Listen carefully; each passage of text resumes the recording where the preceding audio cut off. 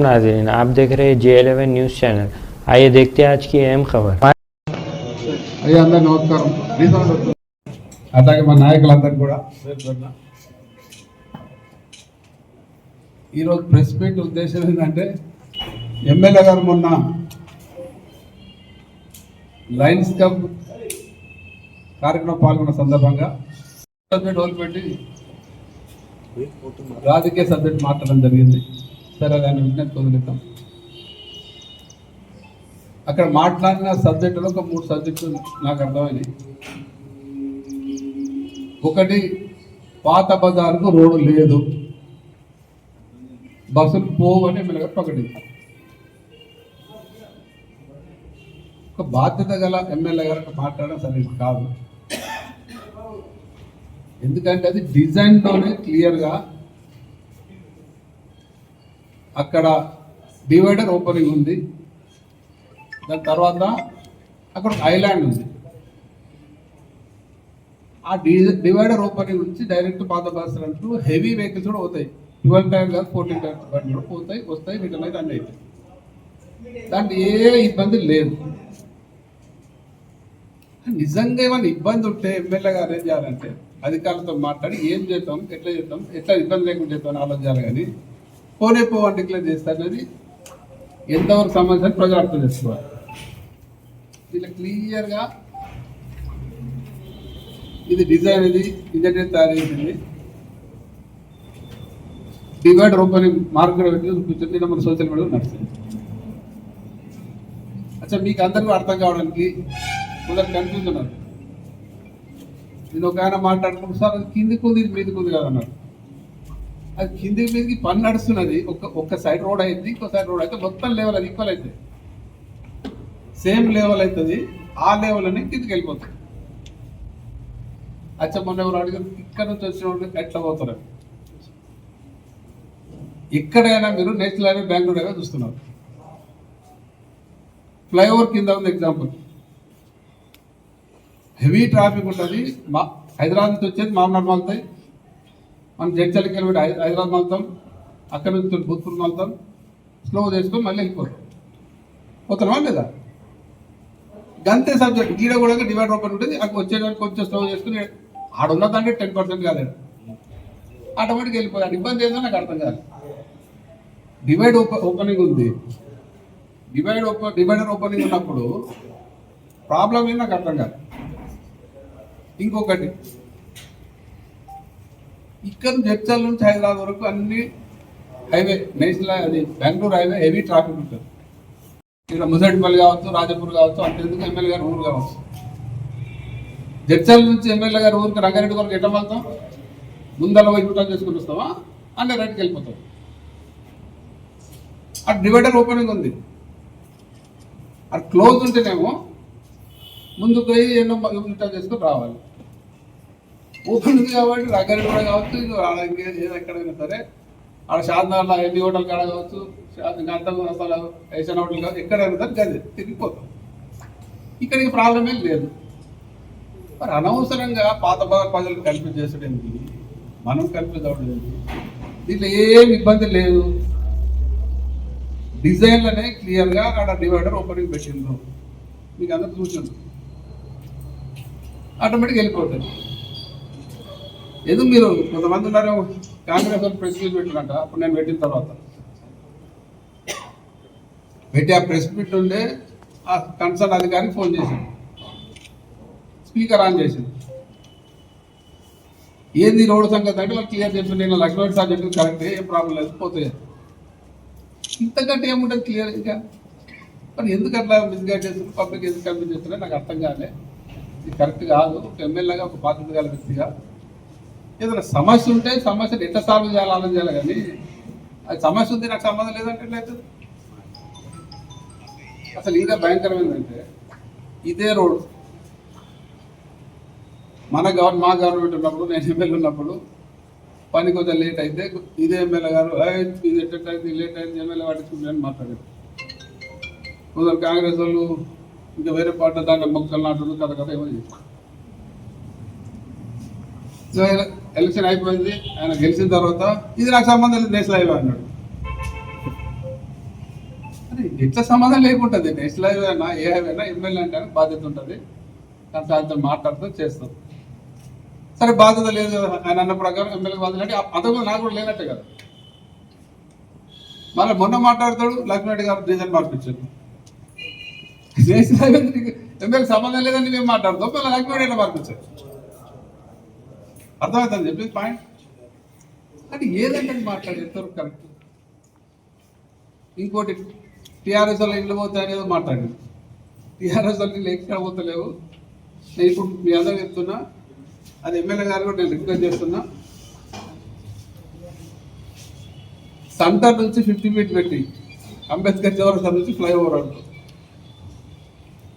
కొలతలు పెట్టడానికి పెట్టుబడేది. ఆ టీఆర్ఎస్ కానీ కాంగ్రెస్ ఎవరు ఉన్నాయి నాకు తెలిసి మా టీఆర్ఎస్ ఎవరు లేదు.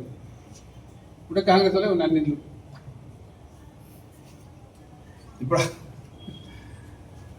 ఇప్పుడు మా లీడర్ ఒక పైన చెప్తారు, నిన్ననే గొల్పని చెప్పారు, కొంచెం కరెక్ట్ 50 ఫీట్లు ఉన్నాయి చట్టం నుంచి.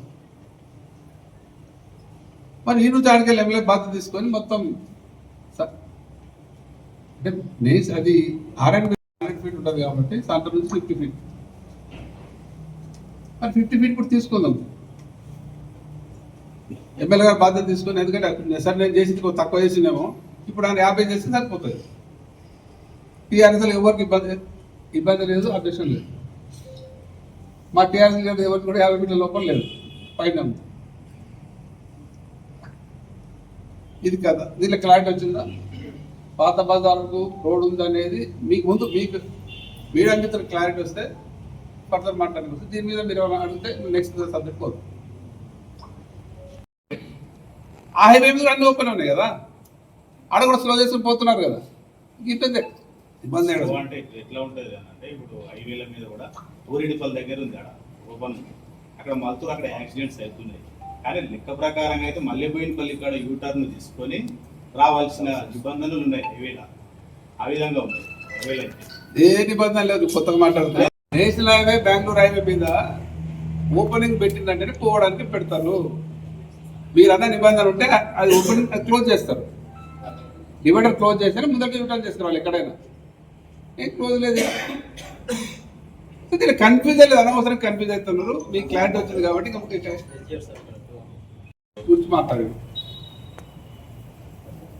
ఏంటంటే దాంట్లో ఎర్రగుట్టాల 562 మేము కట్టినాం. సరే ఎలక్షన్ ముందర సెలక్షన్ ప్రాసెస్ స్టార్ట్ చేసాం. సడన్గా ఎలక్షన్ దగ్గర వచ్చింది కాబట్టి అది చేయలేకపోయాం. అది పెండింగ్ ఉంది. ఎలక్షన్ తర్వాత ఏం జరుగుతుందో తెలియదు. ఎలక్షన్ అయినాక కొంతమంది పోయి దాంట్లో ఉంటున్నారంట. దాంట్లో ఎవరున్నా నేను చెప్పేది ఏంటంటే అధికారులకు నేను కోరుతా ఉన్నాను, వాళ్ళని స్టడీ చేసి ఎంక్వైరీ చేసి దాంట్లో ఎవరైతే బీదోళ్ళు ఉన్నారో అర్హులు ఉన్నారో వాళ్ళకి ఇవ్వాలి. అర్హులు లేని వాళ్ళు బయటకు వెళ్ళకూడదు. ఎవరున్నా సార్ ఎవరైనా అది అర్హులకి కట్టిందే డబుల్ బెడ్రూమ్ బీదోళ్ళ కొరకు, ఎలిజిబుల్ ఉన్న వాళ్ళ కొరకు. అయితే ఆల్రెడీ ఇప్పటికీ దాంట్లో ఉంటున్నారంట. ఎంతమంది ఉంటున్నారో వాళ్ళని చూసి ముందే అందరినీ బయటకు వెళ్ళగొట్టకుండా అధికారులు పోయి వాళ్ళు ఎంక్వైరీ చేసి ఎవరైతే ఎలిజిబుల్ ఉన్నారో వాళ్ళ లిస్ట్ తయారు చేసి మీకు వాళ్ళకి హామీ ఇచ్చి మీకు డిప్పు దారిస్తాం ఇంకో దారిస్తాం మీకు ఇస్తామని చెప్పినాక మీతో ఎవరైతే ఎలిజిబుల్ లేదో అందరినీ పంపిస్తాం. నేను కూడా సాగిస్తాం. నీకు ఏం కనిపించలేదు, మాకు ఏ ఇబ్బంది లేదు. అయితే రొటీన్గా బురద తరగడం అలవాటు అయిపోయింది. ఎమ్మెల్యే గారు 2 లక్షలు తీసుకోరు టీఆర్ఎస్ వాళ్ళు. టీఆర్ఎస్లు తీసుకున్నాక ఎందుకంటే ఎలక్షన్ తర్వాత లోపలికి పోయారు. ముందు పోతే మా గవర్నమెంట్ అంటే మా వాళ్ళు తీసుకుని అనుకుందాం ఏదన్నా ఎవరైనా ఒకరిద్దరు, అది కూడా జరగలే. ఎలక్షన్ తర్వాత దానిలోకి పోతే మరి కాంగ్రెస్ వాడు తీసుకున్నా, బీజేపీ వాడు తీసుకున్నా, టీఆర్ఎస్ తీసుకున్నా, నాకు తెలిసి ఎవరు తీసుకోలే, ఏ పార్టీ వాడు తీసుకోలే. నిజంగా తీసుకొని ఉంటే ఎవడన్నా నాకు ఇచ్చినామంటే మనం అది తీసుకున్నది యాక్షన్ తీసుకుందాం, ఏ పార్టీ అయినా సరే. కానీ గుడ్డిగా నువ్వు మాట్లాడి బురద వేసి వెళ్ళిపోతాను ఎట్లయితుంది? ఇదేం పద్ధతి, ఇదేం కల్చర్ సార్? జడ్చల రాజకీయాలు ఇటువంటి కల్చర్ ఎప్పుడు లేదు. ఎమ్మెల్యేలు పాత ఎమ్మెల్యేలు మాజీ ఎమ్మెల్యేలు ఉన్న ఎమ్మెల్యే ఎవరు ఇక్కడ మాట్లాడుకోలేదు, ఎవరు బురద కలుపుకోలేదు. నిజంగా ఏదైనా ఉంటే ఎవరైనా అవినీతి చేస్తే ఏదైనా సబ్జెక్ట్ ఉంటే దాన్ని తీసి బయట పెట్టి తప్పు చేసి చెప్పాలి. అని గెలిచిన మాత్రం రోజు 2 ఏళ్ళ ఇంకా అదే పాట పాడతావు, అదే అన్ని తొండి మాటలు. ఇది కరెక్ట్ కాదు. ఆయన సూచిస్తున్న ఈ పద్ధతి కాదు. మా టీఆర్ఎస్ వాళ్ళు ఎవరు ఒక రూపాయి తీసుకోలే వాళ్ళ దగ్గర. ఎవరన్నా తీసుకుంటే ఇచ్చినోడు వాడికి చెప్తాడు ఆటోమేటిక్గా. అది ఎవరైనా నిజాం తీసుకుంటే వాడిని యాక్షన్ తీసుకుందాం. అది ఏ పార్టీ వాడు తీసుకున్నా తెలుస్తుంది కదా. ఎందుకంటే మీ గవర్నమెంట్ వచ్చినాక వాళ్ళు దాంట్లోకి పోయి కాబట్టి మాకు సంబంధం లేదు. దాంట్లో ఎవరు పోయినరా ఎందుకు ఎవరున్నారు కూడా తెలియదు. ఇప్పటికి కూడా దాంట్లో ఎవరైతే ఎలిజిబుల్ లేని వాళ్ళు ఉంటే వాళ్ళని తీసి బయటికి పంపించి దాంట్లో ఎలిజిబుల్. కానీ ఇప్పుడు ఎవరైతే దాంట్లో ఉన్నారో 560 మంది ఉన్నారో 500 మంది ఉన్నారో 300 ఎంతమంది ఉన్నారో దాంట్లో ఉన్న వాళ్ళకి కంపల్సరీ ఇవ్వాలి. దానికి మేము ఫుల్ సపోర్ట్ చేస్తాం. ఎలిజిబుల్ లేని వాళ్ళకి పంపించడానికి కూడా సపోర్ట్ చేస్తాం. దీనిలో ఏం రాజకీయం వద్దు. ఒకటి ఏంటంటే అక్కడ ఆ ఇల్లు కట్టేటప్పుడు కొన్ని ప్లాట్స్ పోయినాయి. అంటే అది ఫస్ట్ లేఅవుట్ చేసి ఉంటుంది. నేను ఫస్ట్ ఎమ్మెల్యే ఉన్నప్పుడే అక్కడ లేఅవుట్ చేసి అందరికి అవసరం చేసినాం 2005-06లో. మరి ఆ ఇల్లు డబుల్ బెడ్రూమ్ అడుగున ఎవరైతే ఆ ప్లాట్లు ఒరిజినల్ ప్లాట్స్ ఉండి వాళ్ళు ఇంటికి పోయినాయో వాళ్ళకి అప్పుడు ఎవరైనా ఇవ్వాల్సిందో వాళ్ళకి దాంట్లో వాళ్ళకు ఇల్లు లేకుంటేనే ఈజీ ఉంది. వాళ్ళు ఇల్లు లేకుంటే కొందరు, ఎందుకంటే ఉన్నది కూడా అప్పుడు కొన్ని ప్లాట్లు వచ్చినాయి. అప్పుడు కూడా ఇదే జరిగింది. 4 సంవత్సరాలు మంత్రిగా ఉంటే కూడా ఇక్కడ కూడా ఎవరు ఇక్కడ నాది బిజినెస్ చేసుకుంటే ఖర్చు పెడుతున్నా తప్ప ఇక్కడ కూడా అనవసరంగా నా మీద ఏమనలేక మా అక్కను మా తమ్ముని అల్లుని ఏది. ఇప్పుడు ఏమవుతుంది మీకు అందరూ తెలుసు. రోజు ఎంత పడుతున్నాయి, ఎవరెవరు పడుతున్నాయి మీకు అందరు లెక్కలు కూడా మీ దగ్గర. దీంట్లో ఉన్నోళ్ళు దాంట్లో కూర్చున్న వాళ్ళు కూడా ఉన్నారు.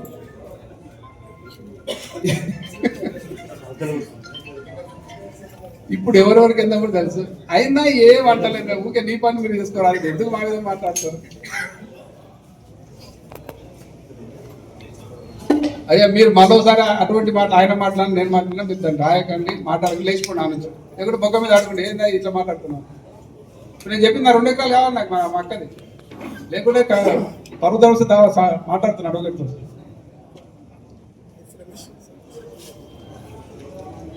అసలు ఒక ఎమ్మెల్యే నిజంగా రికార్డు చూసాను.